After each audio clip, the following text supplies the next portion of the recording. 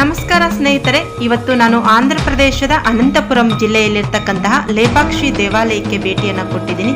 ಅದ್ಭುತವಾದಂತಹ ಒಂದು ನಂದಿಯ ವಿಗ್ರಹವನ್ನು ಒಂದೇ ಕಲ್ಲಿನಲ್ಲಿ ಕೆತ್ತಿದ್ದಾರೆ. 20 ಅಡಿ ಎತ್ತರ, 30 ಅಡಿ ಅಗಲ. ಬನ್ನಿ ನೋಡೋಣ. 20 ಅಡಿ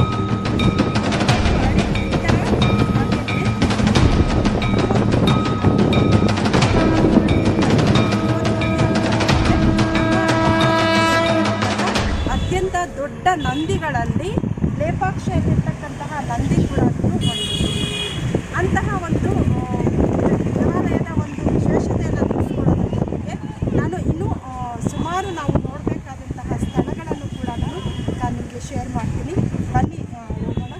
ನಂದಿಯನ್ನು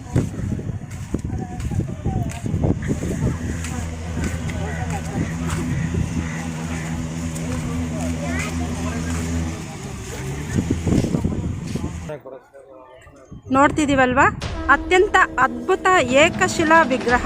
ಒಂದೇ ಕಲ್ಲಿನಲ್ಲಿ ಈ ಒಂದು ನಂದಿಯ ವಿಗ್ರಹವನ್ನು ಕೆತ್ತಿದ್ದಾರೆ. ಭಾರತದಲ್ಲಿ ನಾವು ಸುಮಾರು ನಂದಿಗಳನ್ನು ನೋಡಬಹುದು. ಇದು ಕೂಡ ಅದ್ಭುತ, ಅತಿ ಪ್ರಾಚೀನ ಎತ್ತರವಾದಂತಹ ನಂದಿಯ ಒಂದು ವಿಗ್ರಹ ಇದು. ನೋಡ್ತಿದ್ದೀವಲ್ವ, ಒಂದು ಶಿಲ್ಪಿಗೆ ನಿಜವಾಗ್ಲೂ ನಾವು ಹ್ಯಾಟ್ಸಪ್ ಹೇಳಬೇಕು. ಯಾಕೆಂದರೆ ಇಷ್ಟು ಒಂದು ಏಕಶಿಲಾ ವಿಗ್ರಹದಲ್ಲಿ ಈ ರೀತಿಯಾಗಿ ಅದ್ಭುತವಾಗಿ ನಂದಿಯನ್ನು ಕೆತ್ತಿದಾರಲ್ವ. ಮೊದಲಿಗೆ ಆ ಶಿಲ್ಪಿಗೆ ನಮ್ಮ ಹ್ಯಾಟ್ಸಪ್ ನಮಸ್ಕಾರಗಳನ್ನು ತಿಳಿಸೋಣ. ಅದನ್ನು ಕಣ್ತುಂಬಿಕೊಳ್ಳುವಂತಹ ಅವಕಾಶ ಕೂಡ ನಮಗೆ ಸಿಕ್ಕಿದೆ. ನೋಡಿ, ಇದೇನೆ ನಂದಿ. ಸುಮಾರು 20 ಅಡಿ ಎತ್ತರ ಇದೆ, ಹಾಗೆಯೇ 30 ಅಡಿ ಅಗಲ ಇದೆ. ನೋಡಿದ್ವಲ್ಲ, ಆ ಡಿಸೈನ್ ನೋಡಿ, ಜೂಮ್ ಮಾಡ್ತೀನಿ ನಾನು ಒಂಚೂರು. ಆ ಡಿಸೈನ್ ನೋಡಿ ಯಾವ ರೀತಿಯಾಗಿ ಕೆತ್ತಿದ್ದಾರೆ. ಒಂದೊಂದು ಕೂಡ ಅದ್ಭುತವಾಗಿ ಒಂದು ಕ್ಲಾರಿಟಿಯನ್ನು ಕೊಟ್ಟಿದ್ದಾರೆ ನಂದಿಯನ್ನು ಕೆತ್ತಬೇಕಾದ್ರೆ. ನೋಡಿ, ನಾವು ನಂದಿ ವಿಗ್ರಹದ ಸುತ್ತಲೂ ಕೂಡ ಅದ್ಭುತವಾದ ಒಂದು ನೇಚರನ್ನು ಕೂಡ ನೋಡಬಹುದು. ನೋಡಿದ್ವಲ್ಲ, ಅದ್ಭುತವಾದ ನಂದಿಯನ್ನು ನೋಡಿದ್ದೀವಿ. ಒಂದೊಂದು ಕೂಡ ಅಷ್ಟೇ ಕ್ಲಾರಿಟಿ ಇದೆ ನಮಗೆ. ಬೆಲ್ಸ್ ಇರ್ಬೋದು, ಅಥವಾ ಇಲ್ಲಿನ ಒಂದು ನರಸಿಂಹನ ಒಂದು ಚಿತ್ರ ಇರ್ಬೋದು, ಅಥವಾ ನಂದಿಗೆ ಅಲಂಕಾರ ಇರ್ಬೋದು, ಪ್ರತಿಯೊಂದು ಕೂಡ ಅಷ್ಟೇ ಅದ್ಭುತವಾಗಿ ಒಂದು ಶಿಲೆಯಲ್ಲಿ, ಅಂದರೆ ಒಂದೇ ಕಲ್ಲಿನಲ್ಲಿ ಕಟ್ಟಿರುವಂತಹ ನಂದಿ ಇದು. ಭಾರತದ ಅದ್ಭುತ ನಂದಿಗಳಲ್ಲಿ ನಮ್ಮ ಆಂಧ್ರ ಪ್ರದೇಶದ ಅನಂತಪುರಂ ಜಿಲ್ಲೆಯಲ್ಲಿರ್ತಕ್ಕಂತಹ ಲೇಪಾಕ್ಷಿ ಸ್ಥಳದಲ್ಲಿರ್ತಕ್ಕಂತಹ ನಂದಿ ಕೂಡ ಒಂದು.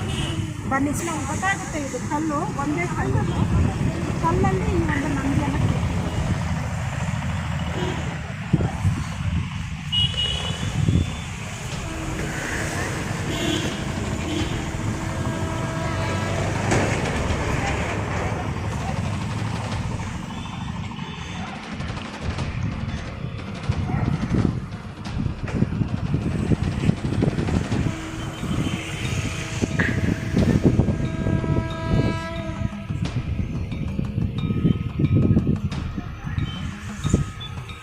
ನರಸಿಂಹನ ಒಂದು ಚಿತ್ರವನ್ನು ಬಿಡಿಸಿದ್ದಾರೆ.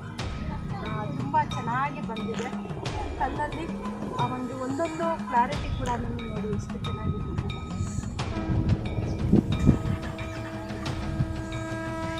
ಅಂತಹ ಒಂದು ಪೋಸ್ಚರ್, ನಂದಿ ಕೂತಿರುವಂತಹ ಒಂದು ಮೆಥಡ್.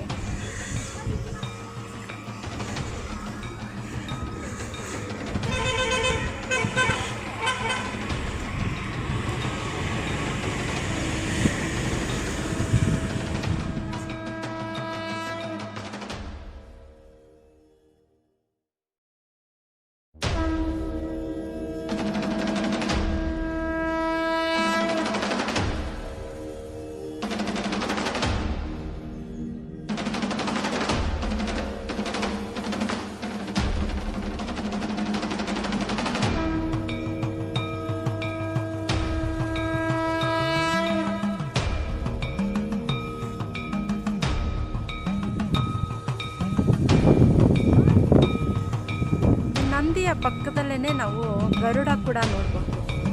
ಈ ಗರುಡಕ್ಕೆ ರಾಮಾಯಣದ ಒಂದು ಇತಿಹಾಸ ಕೂಡ ಇದೆ. ಅದು ಏನು ಅಂದರೆ, ಈ ಒಂದು ಗರುಡ ರಾಮಾಯಣದಲ್ಲಿ ಸೀತೆಯನ್ನು ರಾವಣ ಹೊತ್ಕೊಂಡು ಹೋಗ್ತಾನೆ. ಆ ಸಂದರ್ಭದಲ್ಲಿ ಈ ಗರುಡ ಅದನ್ನು ತಡೆಯೋದಕ್ಕೆ ಪ್ರಯತ್ನ ಮಾಡುತ್ತೆ. ಆವಾಗ ಏನಾಗುತ್ತೆ, ರಾವಣ ಏನು ಮಾಡ್ತಾನೆ, ಈ ಒಂದು ಗರುಡನ ಎರಡೂ ರೆಕ್ಕೆಯನ್ನು ಕೂಡ ತನ್ನ ಕತ್ತಿಯಿಂದ ಕಟ್ ಮಾಡ್ಬೋದು. ಆ ಸಂದರ್ಭದಲ್ಲೇ ಗರುಡ ಈ ಒಂದು ಸ್ಥಳದಲ್ಲಿ ಬಿತ್ತಂತೆ. ಗರುಡ ಬಿದ್ದಂತಹ ಸ್ಥಳ ಇದು ಅಂತ ಇತಿಹಾಸ ಹೇಳುತ್ತೆ. ಬನ್ನಿ ಹತ್ರ ಹೋಗಿ ನೋಡೋಣ. ಇದೇ ನೋಡಿ ಜಟಾಯು ಬಿದ್ದಂತಹ ಸ್ಥಳ. ಇದನ್ನು ಈಗ ಜಟಾಯು ಥೀಮ್ ಪಾರ್ಕ್ ಅಂತ ಮಾಡಿದ್ದಾರೆ. ಇದೇ ನೋಡಿ welcome to Jatayu theme park ಅಂತ ಇದೆ. ಇಲ್ಲಿ ಏನೇನೆಲ್ಲ ರೂಲ್ಸ್ ಆ್ಯಂಡ್ ರೆಗ್ಯುಲೇಷನ್ಸ್ ನಾವು ಫಾಲೋ ಮಾಡಬೇಕು ಅದನ್ನು ಕೊಟ್ಟಿದ್ದಾರೆ. ಹಾಗೆಯೇ ನಾವು ಇಲ್ಲಿ ಗರುಡನ ದೃಶ್ಯವನ್ನು ನೋಡ್ಬೋದು, ರಾವಣನ ಪಾದವನ್ನು ನೋಡ್ಬೋದು. ಅದಕ್ಕೆ ಸಂಬಂಧಪಟ್ಟಂಥ ಥೀಮ್ ಪಾರ್ಕ್ ಇದು. ಬನ್ನಿ ಒಳಗಡೆ ಹೋಗೋಣ, ನೋಡೋಣ.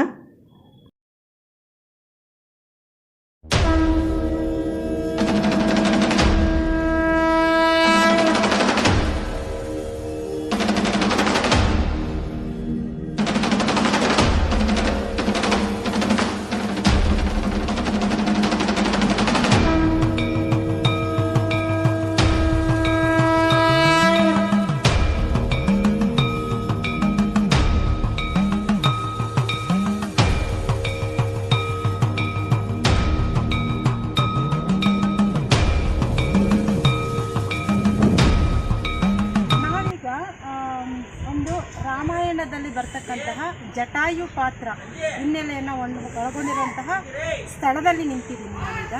ನಾವು ನೋಡ್ತಾ ಇದ್ದೀವಲ್ಲ ಜಟಾಯುವಿನ ಚಿತ್ರ. ರಾಮಾಯಣದಲ್ಲಿ ರಾವಣ ಸೀತೆಯನ್ನು ಹೊತ್ಕೊಂಡು ಹೋದಾಗ ರಾಮ ಸೀತೆಯನ್ನು ಹುಡುಕ್ತಾ ಈ ಒಂದು ಸ್ಥಳಕ್ಕೆ ಬರ್ತಾನಂತೆ. ಇದೇ ಸ್ಥಳನೇ ಅಂತ ಇತಿಹಾಸ ಹೇಳುತ್ತೆ ಸ್ಕಂದ ಪುರಾಣದಲ್ಲಿ. ಜಟಾಯುವಿನ ಚಿತ್ರವನ್ನು ಕೂಡ ನಾವಿಲ್ಲಿ ನೋಡ್ಬೋದು. ಸೀತೆಯನ್ನು ಹೊತ್ಕೊಂಡು ಹೋದಂತಹ ಸಂದರ್ಭದಲ್ಲಿ ಜಟಾಯು ತಡೆಯುತ್ತೆ ರಾವಣನನ್ನು, ಸೀತೆಯನ್ನು ಹೊತ್ಕೊಂಡು ಹೋಗೋದು ಬೇಡ ಅಂತ. ಆ ಸಂದರ್ಭದಲ್ಲಿ ರಾವಣ ಏನು ಮಾಡ್ತಾನೆ, ಜಟಾಯುವಿನ ಎರಡೂ ರೆಕ್ಕೆಗಳನ್ನು ಕೂಡ ಕಟ್ ಮಾಡ್ತಾನೆ. ಆ ಸಂದರ್ಭದಲ್ಲಿ ಆ ಒಂದು ಜಟಾಯು ಬಿದ್ದಂತಹ ಜಾಗ, ಅಂದರೆ ರಾವಣ ಹೊತ್ಕೊಂಡು ಹೋಗ್ತಾ ಇದ್ದಂತಹ ಸೀತೆಯನ್ನು ಹೊತ್ಕೊಂಡು ಹೋಗ್ತಾ ಇದ್ದಂಥ ಸಂದರ್ಭದಲ್ಲಿ ಕಟ್ ಮಾಡಿದಂತಹ ಜಟಾಯುನ ರೆಕ್ಕೆಗಳು ಜಟಾಯು ಬಿದ್ದಂತಹ ಜಾಗ ಇದು ಅಂತ ಇತಿಹಾಸ ಹೇಳುತ್ತೆ. ಆ ಒಂದು ಸ್ಥಳದಲ್ಲೇ ನಾವೀಗ ನಿಂತಿದ್ದೀವಿ. ನೋಡ್ತಿದ್ದೀವಿ ಒಂದು ದೊಡ್ಡ ಒಂದು ಬಂಡೆ. ಆ ಬಂಡೆಯ ಮೇಲೆ ಒಂದು ಜಟಾಯುವಿನ ಚಿತ್ರ. ಮೇಲೆ ಹೋಗೋಣ, ಮೇಲೆ ಯಾವ ರೀತಿ ಇದೆ ಅಂತ ನೋಡೋಣ. ನನಗೂ ಕೂಡ ಕುತೂಹಲ ಇದೆ, ಯಾಕೆಂದರೆ ನಾನು ಕೂಡ ಇದು ಮೊದಲ ಸಲ. ಜಟಾಯು ಒಂದು ಬಂಡೆ ಇರ್ತಕ್ಕಂತಹ ಒಂದು ಜಾಗ. ಈ ಮೆಟ್ಲ ಮೇಲೆ ನಾವು ಹತ್ಕೊಂಡು ಹೋದರೆ ಒಂದು ಕಲ್ಲಿದೆ, ದೊಡ್ಡ ಕಲ್ಲು, ಒಂದು ಸಣ್ಣ ಬೆಟ್ಟ ಥರ ಇದೆ. ಇದು ಮೇಲೆ ಹೋಗೋಣ, ಬೆಟ್ಟದ ಮೇಲೆ ಏನಿದೆ ಅಂತ ನೋಡೋಣ. ಇಲ್ಲಿಂದ ವ್ಯೂ ಕೂಡ ಅಷ್ಟೇ ಚೆನ್ನಾಗಿದೆ. ಇದು ನೋಡಿ, ಆ ಕಲ್ಲುಗಳ ಮಧ್ಯೆ ಒಂದು ಸ್ಟೆಪ್ಸನ್ನು ಮಾಡಿದ್ದಾರೆ, ಮೆಟ್ಲನ್ನು ಮಾಡಿದ್ದಾರೆ ಮೇಲೆ ಹತ್ಕೊಂಡು ಹೋಗೋದಕ್ಕೆ. ನಾನು ಮೊದಲೇ ಹೇಳಿದ ಹಾಗೆ ಇದು ಜಟಾಯು ಥೀಮ್ ಪಾರ್ಕ್. ಪಾರ್ಕಲ್ಲಿ ಏನೇನೆಲ್ಲ ಇರುತ್ತೋ ಅದನ್ನೆಲ್ಲ ಕೂಡ ಇಲ್ಲಿ ಮಾಡಿದ್ದಾರೆ. ಅದ್ಭುತವಾಗಿದೆ. ಬೆಟ್ಟದ ಮೇಲಿನ ದೃಶ್ಯ. ದೊಡ್ಡ ಬೆಟ್ಟ ಅಲ್ಲ, ಸಣ್ಣದೇನೆ, ಆದರೆ ಸುತ್ತಲೂ ಮಾತ್ರ ಒಂದು ವ್ಯೂ ಇದೆಯಲ್ಲ, ಅದು ತುಂಬಾ ಅದ್ಭುತವಾಗಿದೆ. ನೋಡ್ತಿದ್ದೀವಲ್ಲ, ಜಟಾಯು ಥೀಮ್ ಪಾರ್ಕ್ನ ಸ್ವಲ್ಪ ಬೆಟ್ಟದ ಮೇಲೆ ಬಂದರೆ ಈ ಥರ ವ್ಯೂ ನಮಗೆ ಕಾಣುತ್ತೆ. ತುಂಬಾ ಅದ್ಭುತವಾಗಿದೆ.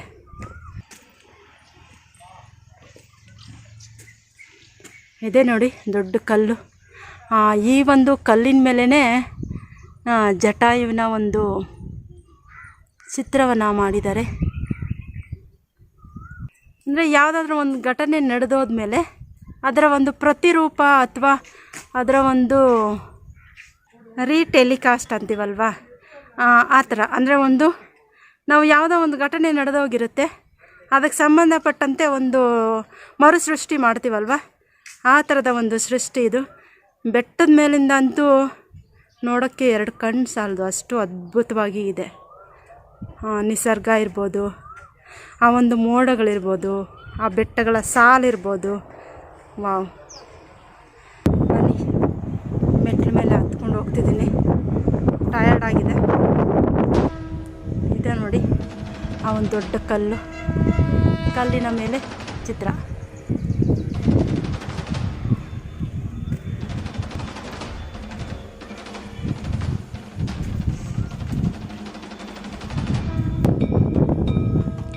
ಸಣ್ಣ ದೇವಸ್ಥಾನ ಥರ ಇದೆ, ಏನಂತ ಗೊತ್ತಿಲ್ಲ. ನೋಡೋಣ ಒಳಗಡೆ ಹೋಗಿ. ನೋಡಿದ್ವಲ್ಲ, ಬೆಟ್ಟದ ಮೇಲಿಂದ ಅಂತೂ ಕೆಳಗಿನ ಚಿತ್ರ ತುಂಬ ಚೆನ್ನಾಗಿ ಕಾಣುತ್ತೆ. ಈಗ ಫೈನಲ್ ಆಗಿ ನಾವು ಬಂದಿದ್ದೀವಿ ಮೇಲೆ.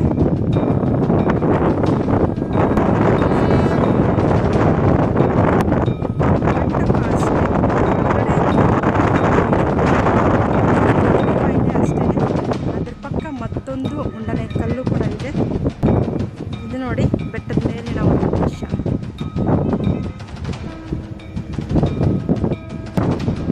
ಇದು ವೀರಭದ್ರ ಸ್ವಾಮಿ ದೇವಾಲಯದ ದೃಶ್ಯ ನಾವು ನೋಡ್ತಾ ಇದ್ದೀವಲ್ಲ. ಬೆಟ್ಟದ ಮೇಲಿಂದ ವೀರಭದ್ರ ದೇವಸ್ಥಾನಕ್ಕೆ ನಾನಿನ್ನೂ ಹೋಗಿಲ್ಲ, ಅಲ್ಲಿ ಸಹ ಹೋಗೋಣ. ಬೆಟ್ಟದ ಮೇಲಿನ ಒಂದು ದೃಶ್ಯಗಳು ನಮಗೆ ಈ ಥರ ಕಾಣುತ್ತೆ. ಲೇಪಾಕ್ಷಿಯ ಜಟಾಯುವಿನ ಒಂದು ಜಾಗದಲ್ಲಿ ನಮಗೆ ದೃಶ್ಯಗಳು ಈ ರೀತಿ ಇದೆ.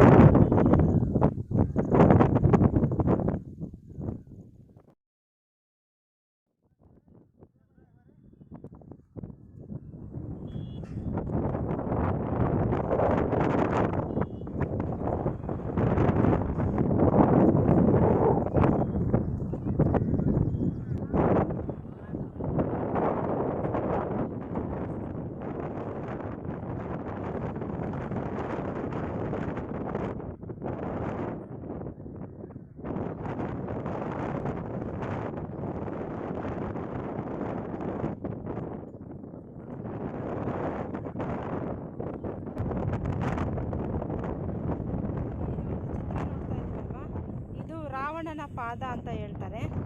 ಅಂದರೆ ಜಟಾಯುವಿನ ಒಂದು ರೆಕ್ಕೆಗಳನ್ನು ಕಟ್ ಮಾಡುವಾಗ ರಾವಣ ಇಲ್ಲಿಟ್ಟಂತಹ ಪಾದ ಅಂತ ಹೇಳ್ತಾರೆ. ಇದು ನೋಡ್ತಿದ್ದೀವಲ್ವ, ಪಾದದ ಗುರುತನ್ನು ನೋಡ್ತಾ ಇದ್ದೀವಿ.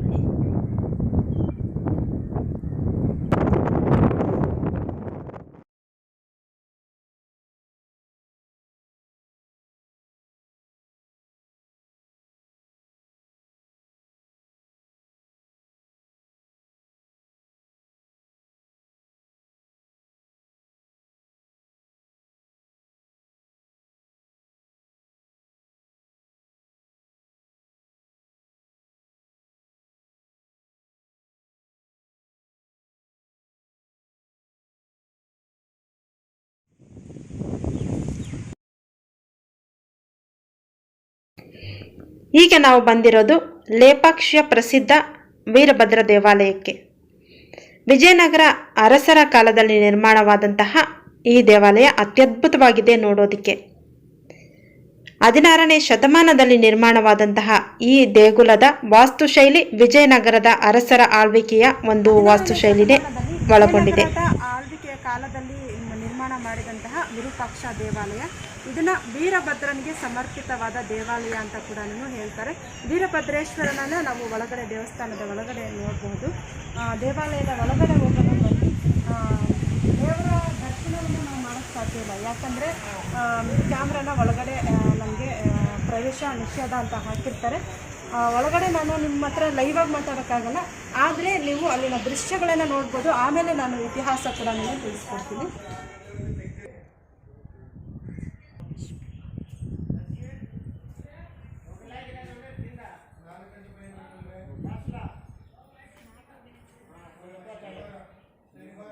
ದೇವಾಲಯದ ಒಳಗಡೆ ಪ್ರವೇಶ ಇಲ್ಲ.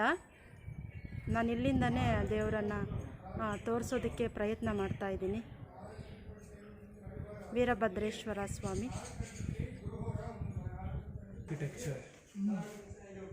ನೋಡ್ತಿದ್ದೀವಲ್ಲ, ಈ ಕಂಬದ ಮೇಲೆ ಒಂದು ಅಲಂಕಾರ ಕೂಡ ಅಷ್ಟೇ ಅದ್ಭುತವಾಗಿ ಮಾಡಿದ್ದಾರೆ.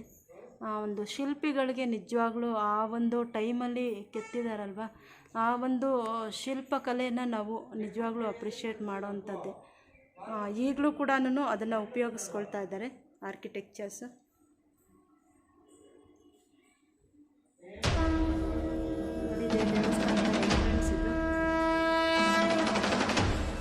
ಇದು ನೋಡಿ, ಸುಮಾರು 70 ಕಂಬಗಳನ್ನು ನಿರ್ಮಾಣ ಮಾಡಿದ್ದಾರೆ ಒಳಗಡೆ. ಇಲ್ಲಿನ ವಿಶೇಷತೆ ಏನು ಅಂದರೆ 70 ಕಂಬಗಳು. ಆ ಕಂಬಗಳಲ್ಲಿ ಮತ್ತೊಂದು ವಿಶೇಷತೆ ಅಂದರೆ ಒಂದು ಕಂಬ ನೆಲವನ್ನು ತಾಕದೇ ನಿರ್ಮಾಣ ಮಾಡಿದಾರಂತೆ. ನಾನು ನೋಡಿಲ್ಲ, ಫಸ್ಟ್ ಟೈಮ್ ಬರ್ತಾ ಇದ್ದೀನಿ, ನೋಡೋಣ ಹೇಗಿದೆ ಅಂತ. ಈ ಒಂದು ಪ್ರತಿಯೊಂದು ಕಲ್ಲಿನ ಮಂಟಪದ ಒಂದು ಕಂಬಗಳ ಮೇಲೆ ಚಿತ್ರಗಳನ್ನು ನಿರ್ಮಾಣ ಮಾಡಿದ್ದಾರೆ. ನಾವಿಲ್ಲಿ ನೋಡ್ತಾ ಇದ್ದೀವಿ ಪಾರ್ವತಿಯ ಚಿತ್ರ, ಶಿವ ಪಾರ್ವತಿಯರ ಕಲ್ಯಾಣದ ಚಿತ್ರಗಳನ್ನು ನಾವು ಕಂಬಗಳ ಮೇಲೆ ಕಾಣಬಹುದಾಗಿದೆ.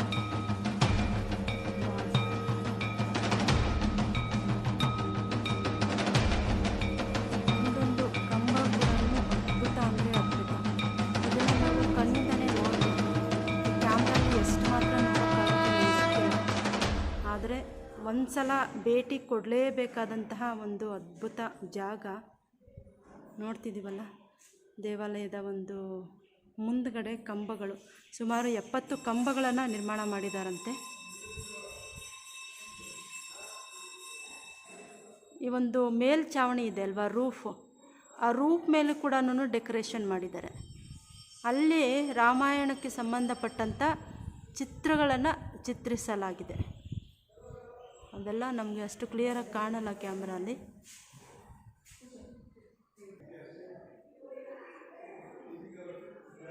ಇದರ ನಿರ್ಮಾಪಕರು ವಿಜಯನಗರ ಕಾಲದ ಅರಸರು ಅನ್ನೋದು ಇತಿಹಾಸ ಹೇಳುತ್ತೆ. ಅಂದರೆ ವಿಜಯನಗರ ಕಾಲದ ಆಳ್ವಿಕೆ ಕಾಲದಲ್ಲಿ ಕೋಶಾಧಿಕಾರಿಯಾಗಿದ್ದಂತಹ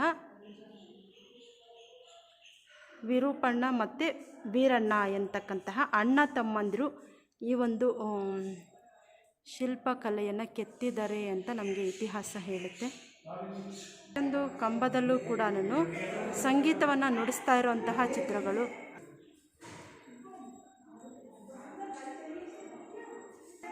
ನೋಡ್ಬೋದು, ತಂಬೂರಿಯನ್ನು ಇಟ್ಕೊಂಡು ಸಂಗೀತವನ್ನು ನುಡಿಸ್ತಾ ಇರತಕ್ಕಂತಹ ಒಂದು ಚಿತ್ರ. ಪ್ರತಿಯೊಂದು ಕಲ್ಲು ಕೂಡ, ಯಾಕೆಂದರೆ ಶಿವ ಪಾರ್ವತಿಯ ಕಲ್ಯಾಣೋತ್ಸವ ಇಲ್ಲಿ ನಡೆಯುವಂತಹ ದೃಶ್ಯಗಳನ್ನು ಕಾಣ್ಬೋದು. ಅಂತಹ ಒಂದು ದೃಶ್ಯಗಳನ್ನು ಕಣ್ಣು ತುಂಬ್ಕೋಬೋದು ನಾವಿಲ್ಲಿ. ಲೇಪಾಕ್ಷಿಯ ಮತ್ತೊಂದು ಅದ್ಭುತ ಆಶ್ಚರ್ಯಕರ ಸಂಗತಿ ಅಂದರೆ ಈ ತೇಲುವ ಕಂಬ, ಹ್ಯಾಂಗಿಂಗ್ ಪಿಲ್ಲರ್. ಇದನ್ನು ನೋಡೋಕ್ಕೆ ಅಂತಲೇ ನಾವು ಭಾರತದಲ್ಲಿರ್ತಕ್ಕಂತಹ ಎಲ್ಲರೂ ಅಷ್ಟೇ ಅಲ್ಲ, ವಿದೇಶಿಗರು ಕೂಡ ಭೇಟಿಯನ್ನು ಕೊಡ್ತಾರೆ. ನೋಡಬಹುದು ನಾವು ನೆಲವನ್ನು ಟಚ್ ಮಾಡದೆ ಒಂದು ಕಂಬವನ್ನು ಕೂಡ ಇಲ್ಲಿ ಇಟ್ಟಿದ್ದಾರೆ. ನೆಲನೇ ಟಚ್ ಆಗಿಲ್ಲ, ಆದರೆ ಮೇಲಿನ ಆ ಒಂದು ಕಂಬವನ್ನು ನಾವು ನೋಡಿದಾಗ ನಿಜವಾಗ್ಲೂ ಕೂಡ ಆಶ್ಚರ್ಯ ಅನಿಸುತ್ತೆ.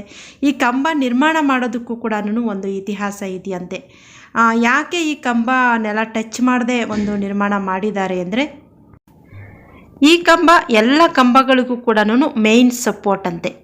ಈ ಕಂಬ ಏನಾದರೂ ಬಿದ್ದರೆ ಮಿಕ್ಕಿದ ಎಲ್ಲ ಪಿಲ್ಲರ್ಗಳಿಗೂ ಕೂಡ ತೊಂದರೆ ಆಗುತ್ತಂತೆ. ಆ ಥರ ಒಂದು ಬಿಲ್ಡ್ ಮಾಡಿದಾರಂತೆ. ಈ ಕಂಬ ನಿರ್ಮಾಣ ಮಾಡೋದಕ್ಕೆ ಮುಖ್ಯ ಕಾರಣ ಏನಪ್ಪ ಅಂದರೆ, ಅಕಸ್ಮಾತಾಗಿ ಭೂಕಂಪ ಅಥವಾ ಒಂದು ಪ್ರಕೃತಿಯ ವೈಪರೀತ್ಯಗಳು ಏನಾದರೂ ಉಂಟಾಗಿ ಈ ದೇವಾಲಯದ ಕಂಬಗಳೇನಾದರೂ ಉರುಳುವಂತಹ ಪರಿಸ್ಥಿತಿ ಬಂದಾಗ ಈ ಹ್ಯಾಂಗಿಂಗ್ ಪಿಲ್ಲರ್ ಇದೆ ಅಲ್ವಾ, ತೇಲಾಡುವ ಕಂಬ, ಈ ಕಂಬ ಆ ಎಲ್ಲವನ್ನು ಕೂಡ ಸಪೋರ್ಟ್ ಮುಖಾಂತರ ತಡೆಯುತ್ತಂತೆ. ಆ ಕಾರಣಕ್ಕೆ ಈ ಒಂದು ಪಿಲ್ಲರನ್ನು ನಿರ್ಮಾಣ ಮಾಡಿದ್ದಾರೆ ಅನ್ನೋದು ಇತಿಹಾಸ.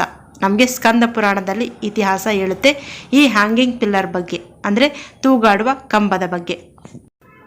ಈ ಕಂಬವನ್ನು ಹೇಗಾದರೂ ಮಾಡಿ ನೆಲಕ್ಕೆ ಟಚ್ ಆಗೋ ಥರ ಮಾಡಬೇಕು ಅಂತ ಒಬ್ಬ ಬ್ರಿಟಿಷ್ ಅಧಿಕಾರಿ ಪ್ರಯತ್ನ ಮಾಡ್ತಾನೆ. ಈ ಕಂಬವನ್ನು ನೆಲಕ್ಕೆ ಒಂದು ಟಚ್ ಮಾಡೋ ಹಾಗೆ ಅದನ್ನು ಮಾಡಬೇಕು ಅನ್ನೋ ಪ್ರಯತ್ನ ಮಾಡಿದಾಗ ಇಡೀ ಈ ಒಂದು ದೇವಾಲಯದಲ್ಲಿರ್ತಕ್ಕಂತಹ ಎಲ್ಲ ಕಂಬಗಳು ಕೂಡ ಶೇಕ್ ಆಗುತ್ತಂತೆ, ಅಲ್ಲಾಡುತ್ತಂತೆ ಬೀಳುವ ರೀತಿಯಲ್ಲಿ. ಆನಂತರ ಆ ಅಧಿಕಾರಿ ಏನು ಮಾಡ್ದ, ಆ ಕಂಬವನ್ನು ಟಚ್ ಮಾಡದೆ ಬಿಟ್ಬಿಟ್ರಂತೆ. ಆ ಕಂಬನ ಟಚ್ ಮಾಡೋಕ್ಕೆ ಹೋಗಿಲ್ವಂತೆ. ಇದು ಅಲ್ಲಿನ ಇತಿಹಾಸ.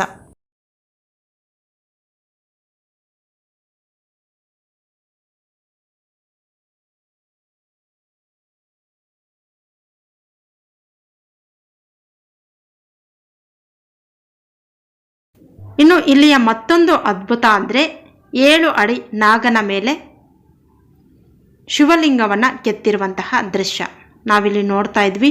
ಒಂದೇ ಕಲ್ಲಿನ ಮೇಲೆ ಒಂದೇ ಕಲ್ಲಿನಲ್ಲಿ ಕೆತ್ತಿರುವಂತಹ ಒಂದು ಚಿತ್ರ. ಇದು ಅದ್ಭುತವಾಗಿದೆ, ನೋಡೋದಕ್ಕೆ 2 ಕಣ್ಣು ಕೂಡ ಸಾಕಾಗಲ್ಲ, ಅಷ್ಟು ಅದ್ಭುತವಾದಂತಹ ಜಾಗ ಇದು. ಬಾಲಗಣಪತಿ, ಈ ಬಾಲಗಣಪತಿಯನ್ನು ದರ್ಶನ ಮಾಡ್ಕೊಂಡಾದಮೇಲೆ ನಾವು ದೇವಸ್ಥಾನಕ್ಕೆ ದರ್ಶನಕ್ಕೆ ಭೇಟಿಯನ್ನು ಕೊಡಬೇಕು ಅಂತಾರೆ. ಈ ಒಂದು ಬಾಲಗಣಪತಿಯ ಹಿಂದ್ಗಡೆ ಇರೋಂತಹದ್ದೇ ಕಲ್ಯಾಣ ಮಂಟಪ. ನಾವಿಲ್ಲಿ ನೋಡ್ತಾ ಇದ್ದೀವಲ್ವಾ, ಇದು ಕಲ್ಯಾಣ ಮಂಟಪ. ಈ ಬಾಲಗಣಪತಿಯನ್ನು ಮತ್ತೆ ಶಿವ ಒಂದು 7 ಅಡಿಯ ನಾಗನ ಮೇಲೆ ಶಿವಲಿಂಗವನ್ನು ಪ್ರತಿಷ್ಠಾಪನೆ ಮಾಡಿದ್ದಾರೆ. ಇದಕ್ಕೆ ಸಂಬಂಧಪಟ್ಟಂತೆ ಒಂದು ಕತೆ ಕೂಡ ಇದೆ. ಏನಪ್ಪ ಅಂದರೆ, ಈ ಲಿಂಗವನ್ನು ಕೆತ್ತುವಂಥ ಒಂದು ಸಂದರ್ಭ ಹೇಗಿತ್ತು ಅಂದರೆ, ಶಿಲ್ಪಿಯಾದಂತಹ ವೀರಣ್ಣ ಮತ್ತು ವಿರೂಪಣ್ಣ ಊಟಕ್ಕೆ ಅಂತ ಬರ್ತಾರೆ. ಆಗ ಆತನ ತಾಯಿ ಅಡುಗೆ ಮಾಡೋದು ಸ್ವಲ್ಪ ಲೇಟ್ ಆಗುತ್ತಂತೆ. ಆ ಸಂದರ್ಭದಲ್ಲಿ ಆಕೆ ಅಡುಗೆ ಕೆಲಸ ಮುಗಿಸ್ಕೊಂಡು ಬರೋಷ್ಟ್ರೊಳಗಡೆ, ಅಡುಗೆ ತಯಾರಾಗೋದ್ರ ಒಳಗಡೆ ವೀರಣ್ಣ ಮತ್ತು ವಿರೂಪಣ್ಣ ಏನು ಮಾಡ್ತಾರೆ, ಈ ಒಂದು ದೇವರ ಮೂರ್ತಿಯನ್ನು ಕೆತ್ತಾರಂತೆ. ಆಕೆ ಅಡುಗೆ ಮಾಡಿಕೊಂಡು ಬಂದು ಈ ಲಿಂಗವನ್ನು ನೋಡಿ, ಈ ಒಂದು ಮೂರ್ತಿಯನ್ನು ನೋಡಿ ತುಂಬಾ ಆಶ್ಚರ್ಯಚಕಿತಳಾಗ್ತಾಳಂತೆ. ಆ ಒಂದು ತಾಯಿಯ ದೃಷ್ಟಿ ಈ ಲಿಂಗದ ಮೇಲೆ ಬಿದ್ದಿದ್ದರಿಂದ ಈ ಒಂದು ಕಲ್ಲು ಒಂದು ಕ್ರ್ಯಾಕನ್ನು ಬಿಡ್ತು ಅನ್ನೋ ಒಂದು ಇತಿಹಾಸ ಕೂಡ ಇದೆ. ನಾವು ಗಾದೆ ಹೇಳ್ತೀವಲ್ಲ, ತಾಯಿ ದೃಷ್ಟಿ ಕೂಡ ಕೆಟ್ಟದ್ದೇ ಅಂತ. ಅದಕ್ಕೆ ಸಂಬಂಧಪಟ್ಟಂತೆ ದೃಷ್ಟಿ ಅನ್ನೋದು ಈ ಒಂದು ಕಲ್ಲಿಗೂ ಕೂಡ ತಾಕುತ್ತೆ ಅನ್ನೋದು ನಮ್ಮ ಹಿರಿಯರು ಹೇಳುವಂತಹದ್ದು. ನೋಡ್ತಿದ್ದೀವಲ್ಲ, ವೀರಣ್ಣ ಮತ್ತು ವಿರೂಪಣ್ಣ ನಿರ್ಮಾಣ ಮಾಡಿರುವಂತಹ ಲೇಪಾಕ್ಷಿಯ ಶಿವಲಿಂಗ, 7 ಅಡಿಯ ನಾಗನ ಮೇಲೆ ನಿರ್ಮಾಣ ಆಗಿರುವಂತಹ ಶಿವಲಿಂಗದ ಮೂರ್ತಿ.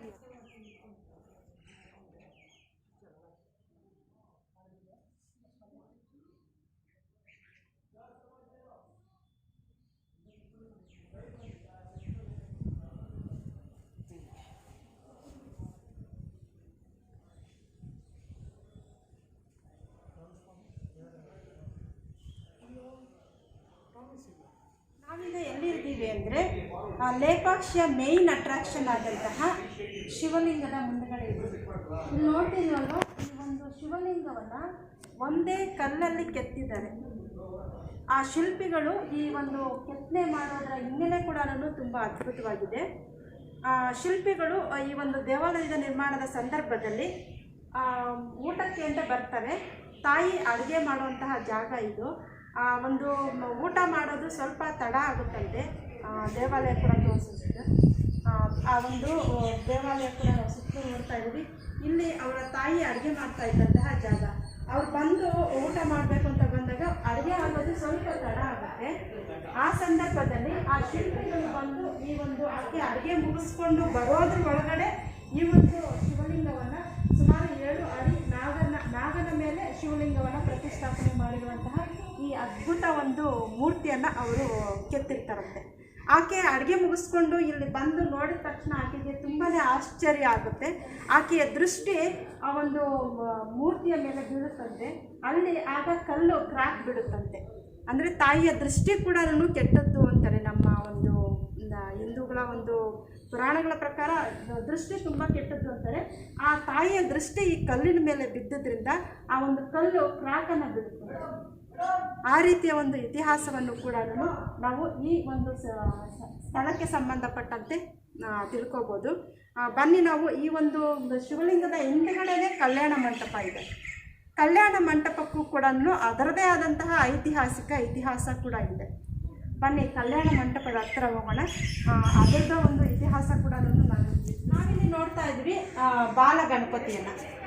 ಈ ದೇವಸ್ಥಾನಕ್ಕೆ, ವೀರಭದ್ರನ ದೇವಸ್ಥಾನಕ್ಕೆ ಬರುವಂತಹವರು ಮೊಟ್ಟ ಮೊದಲಿಗೆ ಬಾಲಗಣಪತಿಯ ದರ್ಶನವನ್ನು ಮಾಡಿಕೊಂಡು ಆನಂತರ ದೇವಾಲಯ ದರ್ಶನ ಮಾಡ್ಕೋಬೇಕು ಅನ್ನೋದು ಇಲ್ಲಿನ ಒಂದು ಐತಿಹಾಸಿಕ ಒಂದು ಹಿನ್ನೆಲೆ. ಈ ಬಾಲಗಣಪತಿಯನ್ನು ನಿರ್ಮಾಣ ಮಾಡಿದ್ದಾದಮೇಲೆ, ಅಂದರೆ ದೇವಾಲಯ ನಿರ್ಮಾಣ ಮಾಡಿದ್ದು ನಮಗೆಲ್ಲ ಗೊತ್ತಿದೆ, ವಿಜಯನಗರ ಆಳ್ವಿಕೆಯ ಕೋಶಾಧಿಕಾರಿಯಾದಂತಹ ಹಂಪಣ್ಣ ಮತ್ತು ವೀರಣ್ಣ ಮತ್ತು ವಿರೂಪಣ್ಣ ಆ ಒಂದು ಅಣ್ಣ ತಮ್ಮಂದರು ಈ ದೇವಾಲಯ ನಿರ್ಮಾಣ ಮಾಡಿದ್ರು.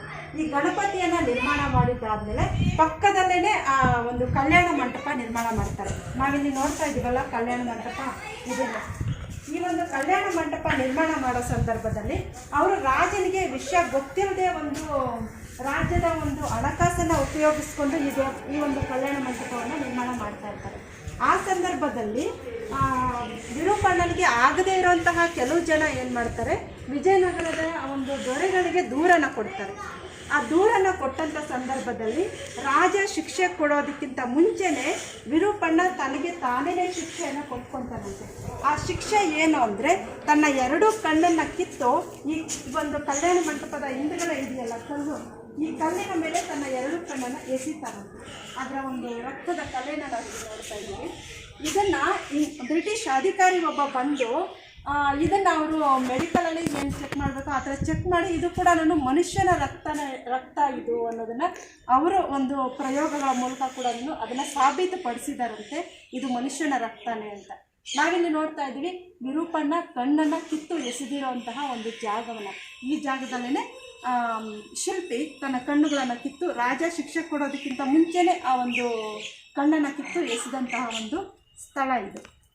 ಇದರಿಂದ ನಾವು ನೋಡಿದ್ದೀವಿ 7 ಅಡಿ ಒಂದು ನಾಗನ ಮೇಲೆ ಶಿವಲಿಂಗ ಪ್ರತಿಷ್ಠಾಪನೆ ಮಾಡಿರುವಂತಹದ್ದು. ಅದಾದ ನಂತರ ಅದರ ಹಿಂದೆನೇ ನಾವು ಕಲ್ಯಾಣ ಮಂಟಪ ಕೂಡ ನೋಡ್ತೀವಿ. ಕಲ್ಯಾಣ ಮಂಟಪ ಇದೆ ನೋಡಿ, ತುಂಬ ಅದ್ಭುತವಾಗಿದೆ. ಇಲ್ಲಿ ಶಿವ ಪಾರ್ವತಿಯರ ಕಲ್ಯಾಣ ನಡೆಯುವಂತಹ ಒಂದು ದೃಶ್ಯಗಳನ್ನು ಕೆತ್ತಿದ್ದಾರೆ. ಶಿವ ಪಾರ್ವತಿಯರ ಒಂದು ಕಲ್ಯಾಣ ನಡೆಯುತ್ತೆ ಅನ್ನೋ ರೀತಿಯಲ್ಲಿ ಇಲ್ಲಿ ಸುಮಾರು 12 ಋಷಿಗಳು ಬರುವಂತಹ ಅತಿಥಿಗಳನ್ನು ಆಹ್ವಾನ ಮಾಡೋದಕ್ಕೆ ಅಂತ ಒಂದು 12 ಋಷಿಗಳ ಚಿತ್ರಗಳನ್ನು ಕೂಡ ನಾವು ಈ ಒಂದು ಕಲ್ಲುಗಳ ಮೇಲೆ ನೋಡಬಹುದಂತೆ.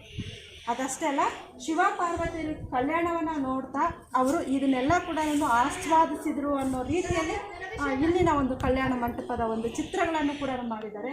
ಇದು ಯಾಕೆ ಅರ್ಧಂಬರ್ಧ ಇದ್ದೋಗಿದೆ, ಕಂಪ್ಲೀಟ್ ಆಗಿಲ್ಲ ಅಂದರೆ, ರಾಜನಿಗೆ ವಿಷಯ ಗೊತ್ತಾದಾಗ ರಾಜ ಪನಿಷ್ಮೆಂಟ್ ಕೊಡೋದಕ್ಕಿಂತ ಮುಂಚೆನೇ ವಿರೂಪಣ್ಣ ತನ್ನ ಕಣ್ಣನ್ನು ಕಿತ್ತೆಸಿತಾನೆ.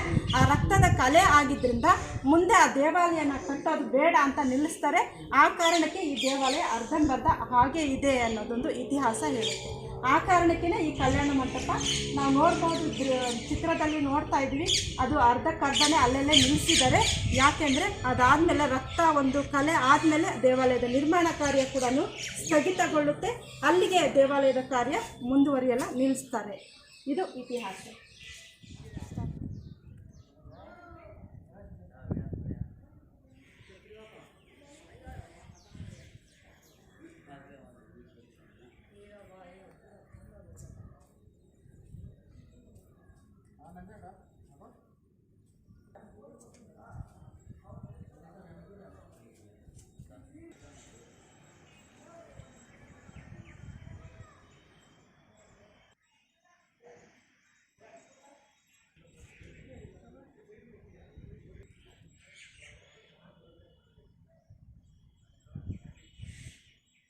ನಾನು ಹೇಳಿದ್ನಲ್ವ, ಋಷಿಗಳು 12 ಜನ ಇಲ್ಲಿ ಸ್ವಾಗತವನ್ನು ಬಯಸ್ತಾ ಇದ್ದಾರೆ ಅಂತ.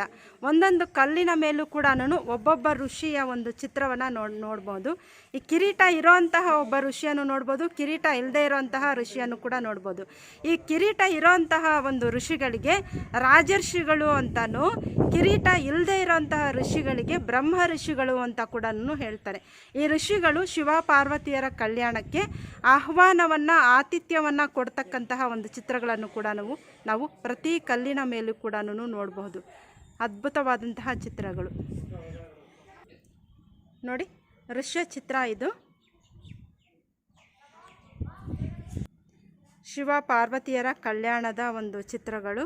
ಶಿವ ಪಾರ್ವತಿಯರು ಕಲ್ಯಾಣದಲ್ಲಿ ಭಾಗವಹಿಸಿರ್ತಕ್ಕಂತಹ ಅವರ ಒಂದು ಕಲ್ಯಾಣದ ಚಿತ್ರಗಳಿದು. ನೋಡ್ತಿದ್ದೀವಲ್ವ, ಕಿರೀಟ ಇರುವಂತಹ ಋಷಿ, ಇಲ್ಲದೆ ಇರುವಂತಹ ಋಷಿಗಳನ್ನು ಕೂಡ ನೋಡ್ತಾ ಇದ್ದೀವಿ.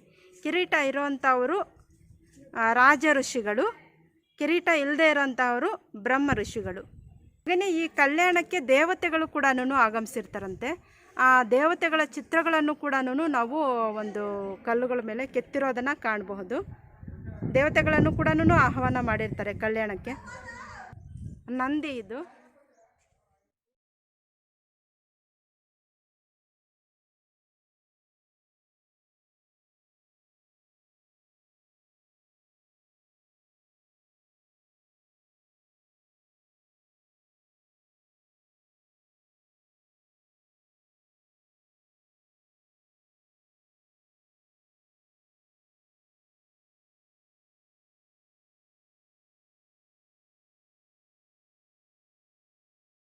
ನೋಡ್ತಾ ಇರೋದು ಚಿತ್ರಕೂಟ ಅಂದರೆ ಚಿತ್ರಗಳಿರತಕ್ಕಂತಹ ಕಂಬಗಳು. ಅಂದರೆ ಈ ಪ್ಯಾಟ್ರನನ್ನು ಇವಾಗ ಕೂಡ ಉಪಯೋಗಿಸ್ಕೊತಾರೆ ನೋಡಿ. ಒಂದೊಂದು ಕಲ್ಲು ಮೇಲೂ ಕೂಡ ಒಂದೊಂದು ಪ್ಯಾಟ್ರನ್ ಇದೆ. ಡಿಸೈನನ್ನು ನೋಡಿ, ಒಂದು ಕಂಬಗಳ ಮೇಲೆ ಮಾಡಿರುವಂತಹ ಡಿಸೈನು.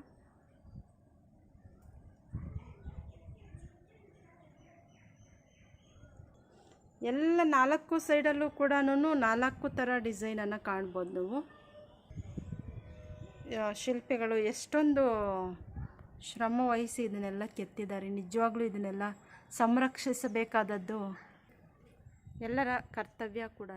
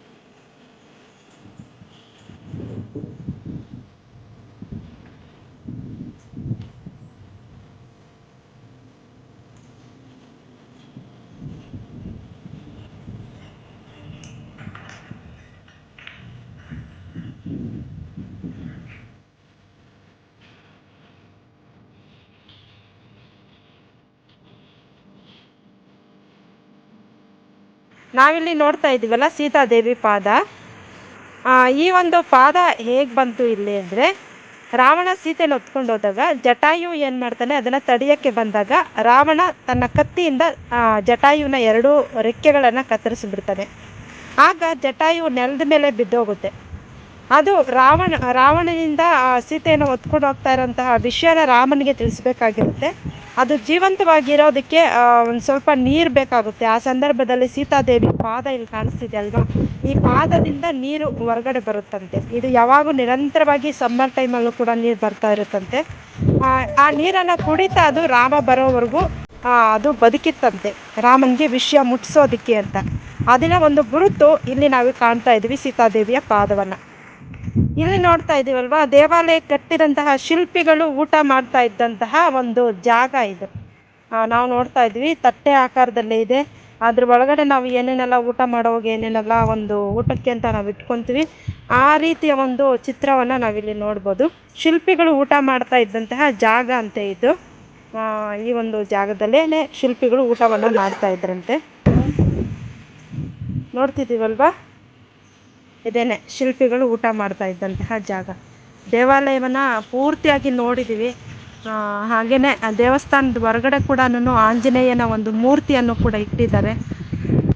ಮಳೆ ಜಿನುಗ್ತಾ ಇದೆ, ತುಂಬ ಮಳೆ ಇಲ್ಲಿ. ನಾವು ಬಂದಿದ್ದಂತಹ ದಿನ ನೋಡ್ಬೋದು, ಆ ಒಂದು ದೃಶ್ಯಗಳು, ನೇಚರ್ ಕೂಡ ಅದ್ಭುತವಾಗಿಯೇ ಇದೆ ಇಲ್ಲಿ. ಒಂದ್ಸಲ ಎಲ್ಲರೂ ಕೂಡ ನೋಡಬೇಕಾದಂತಹ ಸ್ಥಳನೇ ಇದು. ಅದ್ಭುತವಾದಂತಹ ವೀರಭದ್ರನ ದೇವಾಲಯ ಲೇಪ